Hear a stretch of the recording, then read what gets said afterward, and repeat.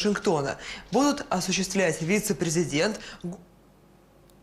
Ukrainian media emphasized that Zelensky rejected any territorial concessions, insisting Ukraine is not obliged to ceding Donbas or other regions.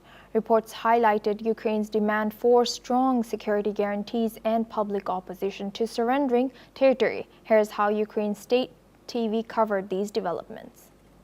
С Владимиром Путиным Дональд Трамп на время прервал встречу с лидерами ЕС. Этот диалог глава Белого дома назвал плодотворным. Кроме того, он поделился своим видением предстоящих российско-украинских переговоров. По словам Трампа, координацию с Москвой и Киевом со стороны Вашингтона будут осуществлять вице-президент, госсекретарь и спецпосланник. The Washington summit included European leaders, NATO, and EU officials with discussions focusing on a ceasefire, peacekeeping forces, and security assurances for Ukraine. President Trump has said the U.S. would support European efforts, underlining his push for a peace deal in Ukraine. Now, for this discussion, we go back to Professor Georgy Toloraya. He's an international affairs expert, joins us live from Moscow. Thank you, Professor, for staying with us. Now, what do you think, what did they discuss in a 40-minute phone call interrupting the talk between President Trump and President Zelensky and other leaders? So what do you think that they discussed to Putin and Trump? Well, first of all, I would say that that was late night in Moscow. So obviously this conversation was a very preliminary one because we have to analyze what have been agreed and what the leaders of EC and Zelensky agreed with Trump exactly, not just what President Trump relayed to President Putin in direct conversation. Of course, this is very welcome because that Trump coordinates his negotiation position with Putin. This is a sign of really serious attitude on the part of President Trump, and we appreciate it. However, there are very important issues to be solved.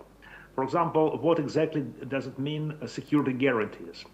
If security guarantees, for example, would involve foreign troops being stationed in Ukraine, this is unacceptable because one of the reasons the war has started was the Ukrainian desire to enter NATO and to be a part of the Western alliance. This is not acceptable to Russia, and so that means if we agree to that, the war is lost for Russia. That's not going to happen because we have military advantage. So these security issue guarantees have to be discussed in detail, and it should be guaranteed by some kind of written agreements which have to be worked out. And it's clear that we are in the start of a very long process. And Professor, with President Trump expressing intent to also support Ukrainian peace efforts while pushing for direct negotiation, so how does this complicate the broader Western approach to the Ukraine conflict? I don't think that Ukrainians can say something that would contradict European or Western position in general. So they will closely coordinate. So we're expecting this.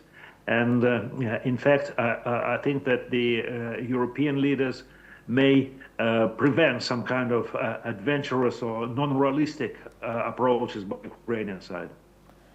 And lastly, I would like to take your take on why do you think President Zelensky didn't go by himself to meet President Trump? Why do you think European leaders couldn't trust him, or do you think European leaders couldn't trust President Trump? I think they don't trust both. But Zelensky badly needed some backup, some support group to make his position stronger.